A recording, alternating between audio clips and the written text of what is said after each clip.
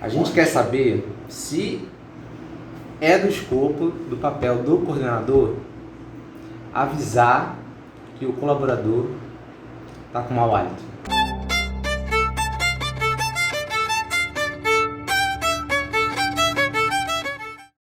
Fala pessoal, tudo bom? Bom dia. Esse é o segundo episódio do nosso Undercast. Eu me chamo Moisés Coppe, esse é meu amigo Daniel Melo. Vamos a mais um episódio e hoje nós temos um convidado muito especial. É o nosso novo chefe, Daniel Pereira, coordenador de unidade.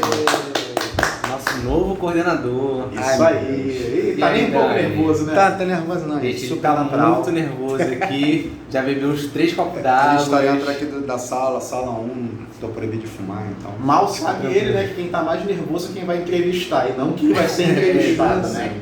Mas vamos começar então. Primeiro a gente quer ouvir de você. Primeiro, quem é o Daniel Pereira? Sua idade, é natural, é carioca mesmo? Os hobbies que você gosta? Então, sou o Daniel Pereira, meu nome completo é Daniel de Oliveira Pereira. Tenho 37 anos, nasci em 86, eu tenho que calcular agora porque depois dos 30 a gente se perde um pouco, não tem jeito. Sou canceriano, nasci dia 28 de junho. Até meu chefe é mais novo que eu, brincadeira. Sou canceriano, sou flamenguista, tenho... Meu pai já faleceu. Nação. Tem minha mãe e meu irmão, tem uma família muito grande. Sou carioca, nasci no Rio, sempre fui do Rio. Nascido e criado aqui na Vila Cosmos, Vila da Penha, essa região aqui, em torno de Varlobo. Sempre fui daqui, nunca saí daqui, minha família toda também é daqui. Mas o que? Sou flamenguista. Meus hobbies, o que eu gosto de fazer, cara, assim, não sei se vai ser novidade, pode ser novidade para quem vai ver e não me conhece, mas curto muito heavy metal, sou headbanger, não tem como, então meu hobby é ouvir música, é ir para um show, ir para um festival. Tipo, famoso. Tem uma banda favorita, assim? Tenho um Iron Maiden, eu tenho uma tatuagem nas costas com as letras do Iron Maiden escrito heavy metal, embaixo tem um pequeno texto que diz "'Cause it's not only music, it's a chosen way of life". Não é apenas música, é um estilo de vida. Então, realmente, eu amo, é um trecho de uma música do Gamma Ray, que é uma das bandas que eu também curto muito. Sou muito voltado ao heavy metal clássico, ao power metal, gosto muito de bandas nesse estilo. Então, meu hobby é ouvir música, mas sou um cara também muito... tenho minha pegada gamer, já foi muito mais acentuada, que foi se perdendo com o passar do tempo. Mas sempre gostei muito de jogar, sempre tive videogame, sempre tive aqueles videogames atrasados, digamos assim, porque da minha família, eu tenho uma família com 16 primos. Eu sou um dos mais novos, por incrível que isso pareça. Então eu sempre fui herdando o videogame de alguém lá em casa. Quando era uma família um novo, o anterior era seu. Assim, falando um pouco da minha família, tipo, meus tios, o pessoal da minha mãe ali, né, porque eu sempre não conheci muito do meu pai, conheço só da minha mãe. Então, assim, meus tios, minhas tias, minha mãe, nenhum deles se formaram em faculdade. Mas todos os sobrinhos eles trabalhando, no mérito deles, conseguiram dar um estudo para todo mundo se formou, todo mundo hoje tem faculdade na minha família, dos meus primos, da parte dos meus primos. Então todos conseguiram se formar. Então, nessa época a gente era criança, ou seja, não tinha muito dinheiro. Não vou falar que era pobre de passar fome, mas não tinha uma condição muito boa, como, digamos, hoje em dia melhorou para muita gente lá em casa. Então, dava videogame, né? Pegado mais velho. Tipo, então, meu primeiro videogame, quando o pessoal já estava no Super Nintendo, foi um Atari, mas pra mim era maravilhoso jogar. Jogar um endurozinho. Eu até te entendo porque isso acontecia comigo, mas no caso com relógios. Meu pai comprava um relógio novo, ia pro irmão mais velho, do meu irmão mais velho e passava pra minha mão. Isso aí, aquele caso. Não cheguei a pegar o Atari. Não chegou a pegar o Atari? Peguei o Atari. Do Atari, então, já pegou o Nintendo. Quando o pessoal tava no Nintendo, eu ganhei um Atari. Depois eu evoluí para um Dynavision. Nossa, o joguinho do papo com aquela pistolinha. Meu filho, quantas vezes eu da empresa Dynacom, o Megavision e o Dynavision. Esse aí eu peguei. Quantas vezes eu aqui, aquela arminha na televisão da minha mãe não quebrou, porque era aquela TV de tubo, ainda bem que ainda era TV de tubo. Cara, eu sempre gostei muito e continuo ainda. Soltar pipa é um hábito que eu tenho de vez em quando. Sério, cara? Tenho guardado lá. Hoje eu moro num apartamento, mas sempre morei em casa, então vou lá pra minha mãe, tem lá minhas linhas, minhas pipas. Eu e meu irmão, a gente até hoje não tem a fazer, vamos botar uma pipa no alto. A gente solta a pipa até hoje. Você estava falando na parte da música, só uma dúvida. Você já conhece, você consegue tocar algum instrumento ou não? Então, eu tentei. Já tentou? Igual eu. Foi assim, vou contar essa história porque essa história é engraçada. Ótimo. Aí, como tá, voltando até um pouco lá, né? Minha mãe sempre se preocupou em dar um estudo de qualidade, então eu estudava num colégio pertinho da minha casa, na esquina, literalmente ia andando desde pequeno sozinho, porque era na esquina, eram 5 casas, chegava lá. Colégio até famoso aqui na Zona Norte, para quem é da área, é o Escola Pio XII, um colégio grande, de freira. Aí sempre tinha uma galera ali da minha região, da Vila da Penha, Vila Cosme, tem um pessoal bem financeiramente, então eu tinha muitos amiguinhos ali, coleguinhas na época, que tinha uma condição financeira muito privilegiada, muito acima da minha. Aí quando a gente começou a ouvir, eu comecei a ouvir heavy metal lá, um amigo meu que hoje eu sou padrinho do filho dele, mas desde essa época, ó, é uma amizade, conhece, é o Sávio.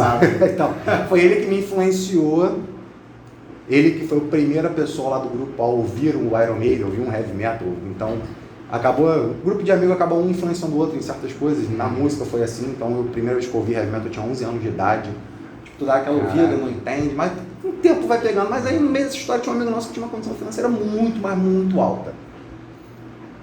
Pô, estamos ouvindo heavy metal, pô, o sonho de ser rockstar, né, ter uma banda, todo mundo naquele, tipo, adolescente, tocar uma guitarra, tocar uma bateria, todo mundo. O que o meu amigo fez? Ele simplesmente montou uma banda. Não. Caraca. Ele comprou 2 guitarras, um baixo, uma bateria, microfone, caixa, pô, Fender, só coisa maravilhosa. Gente, o jogo Rock Band, mas na Inteiro, vida isso, na vida real. Com licença, a gravadora que tem que interromper um pouco, mas eu tô com um pouco de inveja do seu amigo. Pô, não. Aí ele comprou a banda inteira. A gente com 12 anos de gente, idade. aqui, é só tocar agora. Então, aí que foi o problema. Ninguém sabia tocar. Não, ele só montou a banda, gente. Aí eu falei, eu vou ser o baterista. Pô, eu agitar. Beleza, vou ser o baterista. A gente tentou, entrei no curso de 4, 5 meses fazendo um curso de bateria. Gente, eu sou muito ruim. Não tenho coordenação para nada. Eu já cheguei a essa conclusão. Não tenho coordenação. Aí eu tentei ir pro vocal, mas me expulsaram. Eu adoro, em casa eu ainda solto uns falsetes, adoro falsete. Então... eu vou fazer isso aqui porque você expulso. Principalmente do Bruce. Tentei cantar, não sou o Dani, mas tentei, mas me expulsaram. Resumo da ópera. Só escuto música. Tá ótimo. Mas, não, só concluindo a história. Essa bateria, no final das contas, quando a gente viu que ninguém sabia fazer nada, como era muito dinheiro envolvido, ele foi passando. As guitarras é fácil de passar e baixo, né? Porque sempre tem um guitarrista, um baixista perdido em algum lugar. E a bateria? Faz o que com a bateria? Caraca. Comprei essa bateria por R$100 na época. A bateria na época, isso, gente. Eu tô falando, eu tinha 12, 13 anos, eu já tô, bota 25 anos atrás, foi R$1.500 naquela época. Então, hoje essa bateria custaria algo em torno de 7, 8 mil reais. Era uma bateria completa, 8 pratos, era, porra. E você tem em casa ainda essa bateria? Mais pra frente eu revendi. Tá precisando de dinheiro pra comprar um computador que aí mais ninguém. Vai ganhando dinheiro ali em Eu cima. já tava até pensando, ele falou que já não tava tocando, né? Se comprou por R$100, já até dava 200 e comprava dele. Era muito boa. Mas uma pergunta, qual era o nome da banda? Então, a gente não chamou Não tinha nem... não. Mas a ideia era tocar heavy metal, isso aí a gente tinha em mente. Hoje em dia teria algo a ver com Under Under alguma coisa. Underground. Mas assim, Dani, mudando um pouquinho aqui, voltando um pouquinho, né? Pra nossa área, Ai, aqui, pra meu nossa Deus. empresa. Cara, a gente reservou algumas perguntas aqui sobre a área de underwriting, sobre o seu trabalho, sobre a sua história, né? E a gente quer primeiramente saber o que é underwriting pra você. Fala um pouquinho da área, Então, da sua experiência. Falar o que é underwriting, assim, não tem como falar que underwriting não é minha vida, porque vou começar primeiro explicando um pouco de mim, depois eu falo o que é underwriting no geral. Tá. Porque eu falo que underwriting é minha vida. Eu cheguei aqui, eu tinha estagiado em 2 lugares antes. Eu estagiei numa empresa chamada DocPro, com controle de qualidade, estagiei 2 anos no Santander. Trabalhei em banco já há 2 anos, poderia ter ficado no Santander, a produção minha não fiquei, mas aí vamos passar. Estava desempregado quando entrei na Prudential como terceiro. Entrei como terceiro, para quem não sabe. Assistente? Assistente, terceiro. Ia ficar 2 meses, depois eu acho Mais que um time. a próxima pergunta é o detalhe, que eu acho que a próxima é em relação a isso. Mas foi meu primeiro trabalho onde eu queria chegar. Foi meu primeiro trabalho com carteira assinada. Até então não tinha carteira assinada, pagava por fora, fazia aquele carnezinho, porque minha mãe ficava lá, Daniel, tu não vai se aposentar nunca, Daniel, tu não vai se aposentar nunca. Pagar o seu FGTS. Então, pagava por fora, não era nem eu que pagava, minha mãe pagava, era R$53, eu acho que ela pagava lá, que era a cota mínima. Memória boa. Aí, Cheguei na Prudential e para a próxima pergunta, mas foi a minha primeira empresa de carteira assinada. Então, pô, não tem como falar que não é minha vida, porque assim, tudo que eu sou hoje em dia, tipo, como pessoa, profissional, financeiramente, é a Prudential que me deu, não tem como negar. Mas o que é o underwriting? Cara, o underwriting, para mim, é o principal pilar que tem aqui dentro da Prudential. Por que que eu te digo isso? Se você abrir o site da Prudential hoje e pesquisar, ele fala lá, nós fazemos uma avaliação prévia do seu risco para pagar um sinistro mais rápido. Então, eles divulgam o que a gente faz.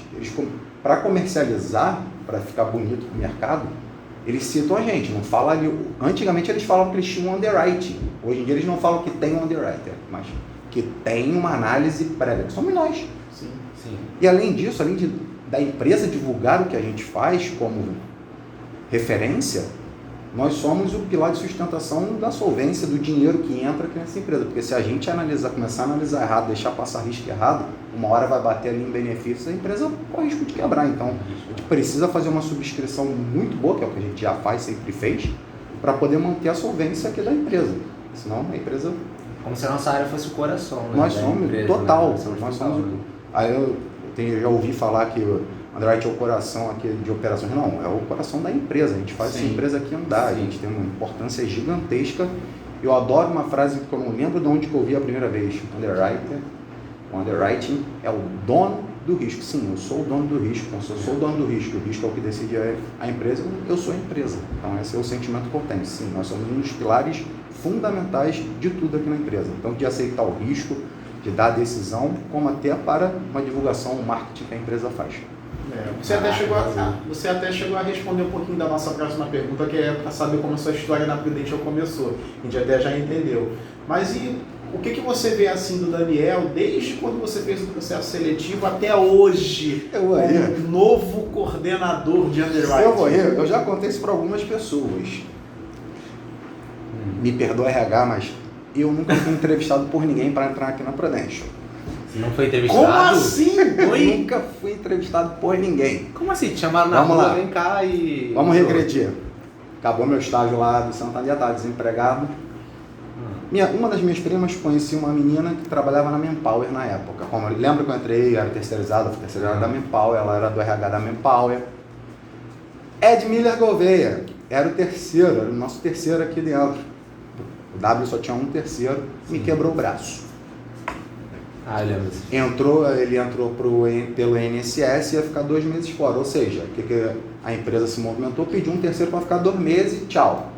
Por isso que a gente só tinha um contratado, já tinha um contratado, só precisava repor essa vaga. Então eu entrei pela Manpower. Pela Manpower no sentido que foi um contrato temporário meu com a Manpower, não que seja. Mas para ficar aqui 2 meses, não sabia nem para onde eu estava indo, só sabia o nome da empresa, Prudential. Não sabia nem para que área eu estava indo. Aí entrei em W.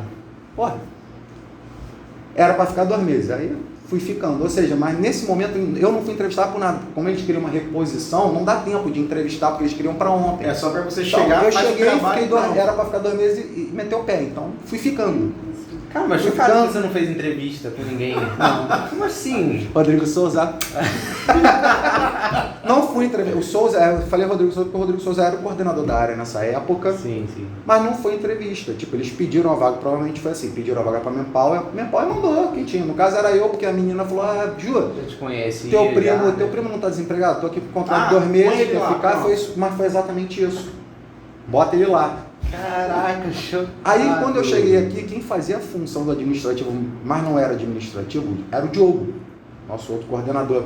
Caramba! Essa época, pessoal, o Workflow estava surgindo, então quase não existia proposta no Workflow, era tudo armário. Era vendo a história do papel. Isso, história da proposta em papel. Peguei quase tudo em papel. Esse cara aqui, na época de Botafogo, ficava correndo de um setor para outro, caçando proposta, procurando. Aí eu cheguei num setor que eu não sabia o que era underwriting, nunca ouvi falar isso na minha vida, não vou mentir até então, depois eu fui pesquisar o que era.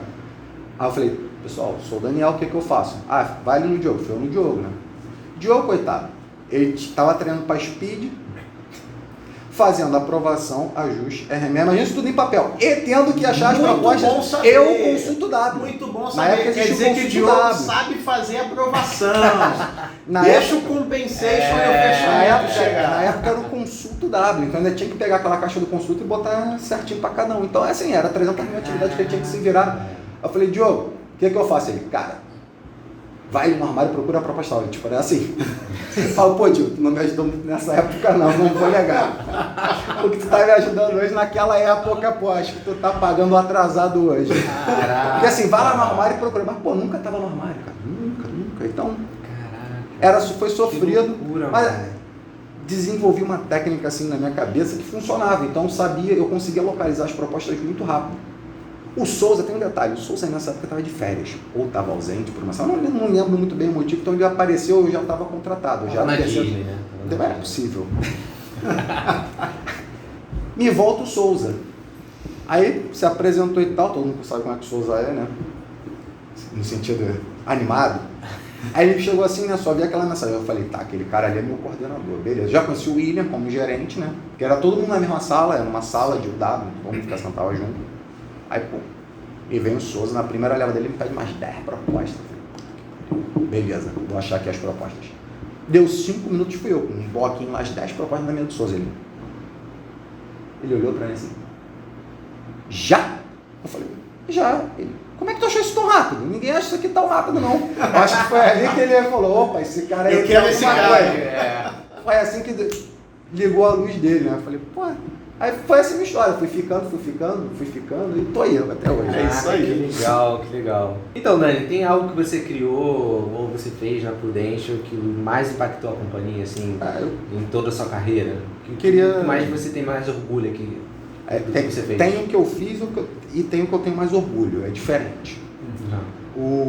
Quando surgiu o ProMove na empresa, eu participei do primeiro grupo de ProMove, foi um grupo até da Andrea Vailo com o William, os dois eram sponsors juntos nesse movimento, que era a primeira vez, ainda era muito novo, eram pouquíssimos grupos que fizeram parte desse ProMove, estava chegando na empresa essa ideia ainda, e foi um ProMove de redução de tempo dos exames, de redução de custo de exames, era muito focado ainda em SM, só que a gente tem um link com SM, então eu participei como o underwriter do caso, representando aqui o W.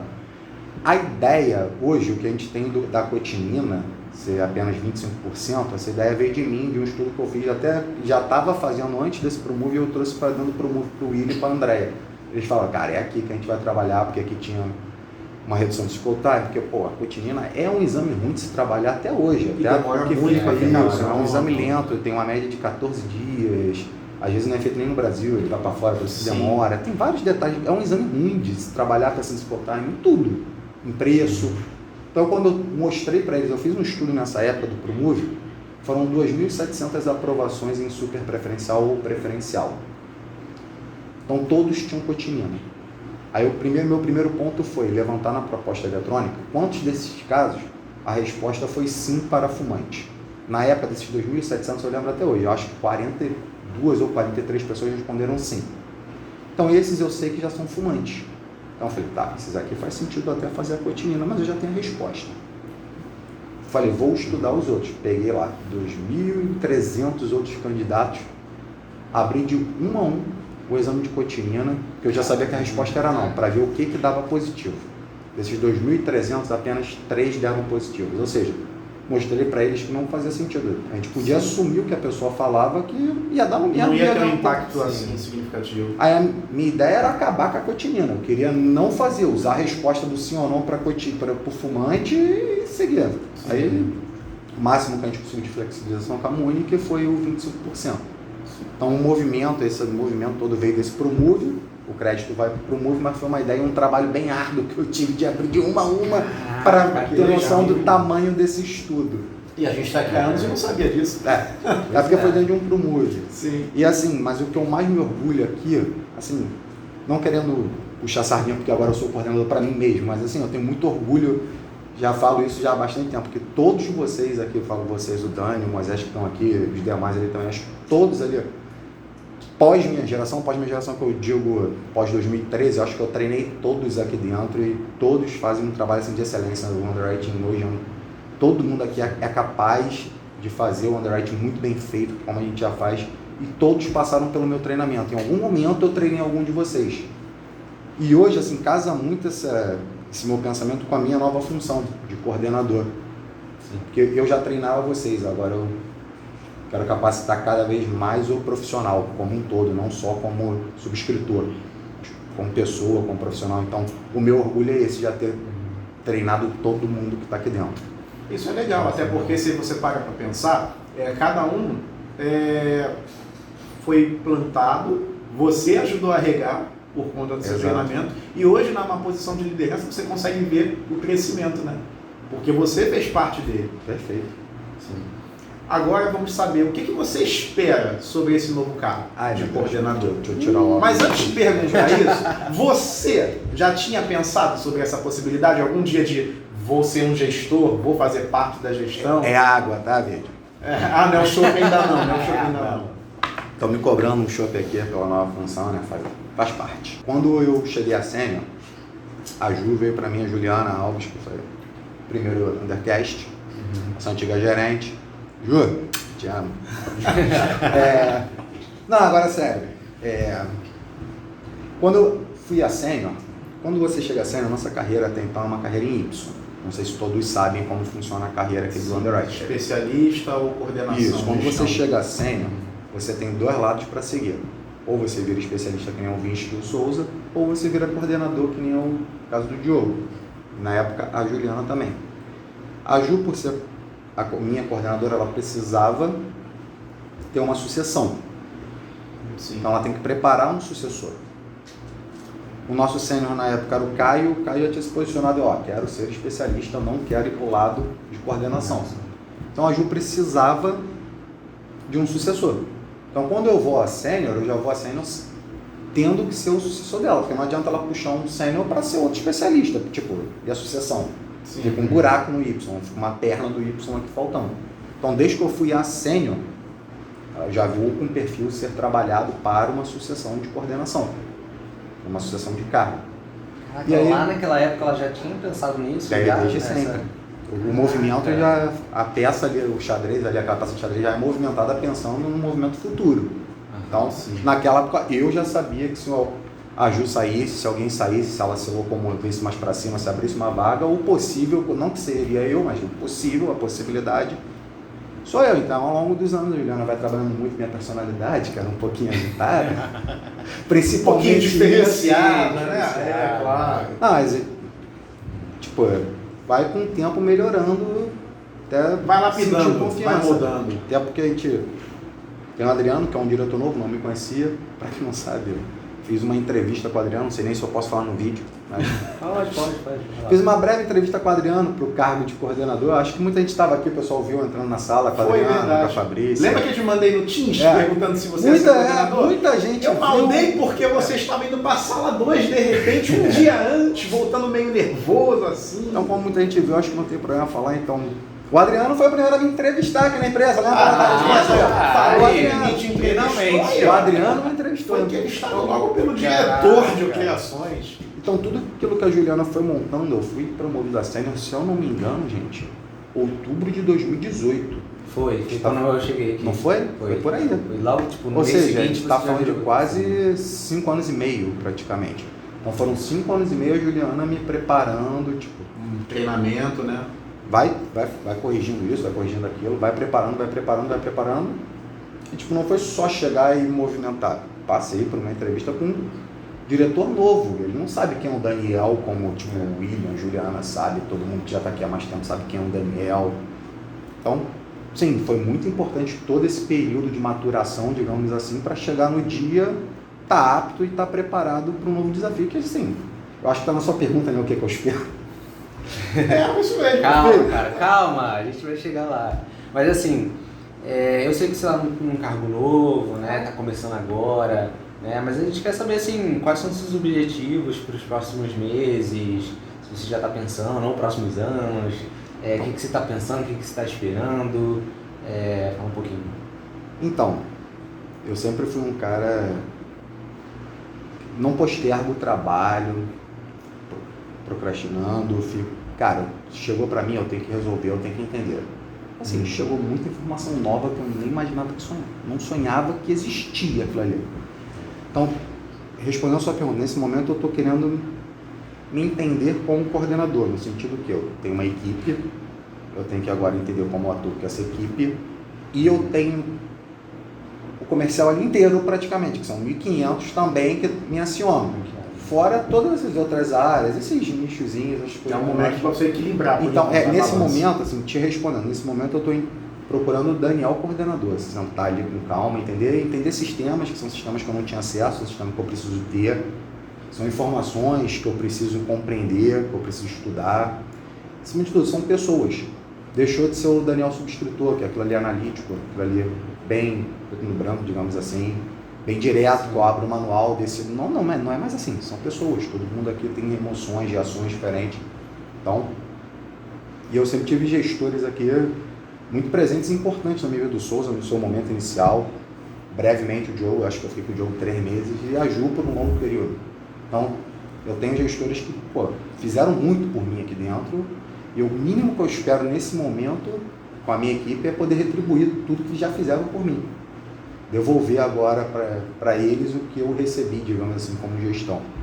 Então, nesse momento, já comecei minha pós, já tinha feito uma agora, mas não vai ter muita utilidade, então foi uma pós-gestão de pessoas.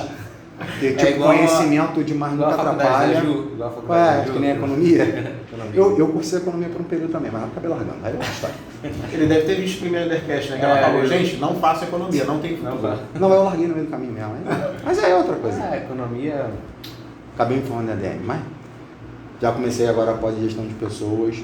Eu acho importante, é muito novo, tipo, estou 11 anos como subscritor, tu é subscritor. É verdade. Gestor, mas sempre fui uma pessoa assim, muito comunicativa, isso me ajuda. Eu acho que eu sou querido por todos aqui dentro, não só pela área de UW, mas por muitas áreas. Pô, eu fiquei, assim, a felicidade de ver não só a recepção da minha área, dos meus colaboradores, mas a quantidade de pessoas da empresa inteira que vieram falar comigo, as pessoas felizes, assim, tu via nos olhos delas, as pessoas rindo, te vindo falar com você, te abraçar, pô, gerente vindo falar comigo, pô, eu achei, assim, me emocionou muito esse ponto, tu vê que tu é uma pessoa querida, que é uma pessoa correta, que sempre agiu certo com todo mundo. Então, isso foi muito importante, isso é uma base, já te dá uma base para tu começar, porque não é fácil, foi o que eu falei, é muita informação, muita coisa nova. Enquanto você, tipo, o underwriter, quem é o underwriter hoje na empresa? O underwriter é um trabalho só em equipe. Ele trabalha sozinho, mas precisa da equipe. Agora não, agora eu preciso de todos vocês e muito além, eu preciso de todo mundo. Eu preciso da equipe do lado, às vezes eu preciso de ajuda aqui, ali, preciso atender o franqueado. Então, é um baita desafio, não vou negar, mas sempre curti desafio, sempre gostei de ser desafiado. Tipo, não dá, vamos fazer. Então, agora é próximos passos, 6 meses, até o fim do ano, já ser primeiramente pela minha equipe. Eu acho que já estão começando a não se entender que eu não sou mais o par, que agora eu sou o líder. Eu acho que isso aí esse movimento, eu acho que todos já estão compreendendo bem, levando bem. Então não posso negar, eu preciso que o franqueado, que o campo me entenda como coordenador de UW. Eles ainda procuram muito jogo, que é super natural. Sim, mas já tem uma galera... Vai levar um tempo ainda para ter essa transição. Isso, exatamente. É até bom para mim, porque sim, dá tempo de fazer tempo. as outras coisas e entender os outros movimentos, tudo que eu preciso. Sim. Mas, perguntando qual é o meu sonho até o fim do ano, eu quero chegar lá numa reunião de equipe deles, um encontro lá, os encontros que tem do franqueado, e falar, eu coordeno de UW, esse cara aí é bom pra caralho. Sim, quero um reconhecimento. E principalmente o reconhecimento da minha equipe, como um gestor, Dani é bom com isso, está desenvolvendo bem. Então, os dois lados de agora vai ter um peso muito importante para mim, não posso negar. E acima de tudo, do William. Oi, Will, tudo bem? que ele fala, a decisão foi boa. Cara, assim, posso pela negar. nossa visão, a gente já sabe, já te conhece. Pra gente, pelo menos pra mim, você é um cara super inteligente, super aberto à conversa, né? Então, assim, você tá saindo da análise agora, né, e indo pra coordenação, e você tem uma bagagem muito grande de conhecimento. Então, assim, acho que vai facilitar muito esse trabalho, né, na questão de falar com os franqueados, sobre ver as análises. Então, eu acho que você vai tirar de letra, cara. Obrigado. Então, é isso. Falar com franqueado ainda não me assustou muito, não. Deixa chegar o compensation, deixa chegar fechamento, já sobreviveu uma petrecia, mas é isso aí. Mais alguma pergunta, Dani? Então, a gente tem uma pergunta aqui, Vocês estão vendo? É uma pergunta séria. Uma curiosidade. Uma curiosidade séria, cara. Séria mesmo. A gente quer saber se é do escopo, do papel do coordenador, avisar que o colaborador tá com mau hálito. Passo.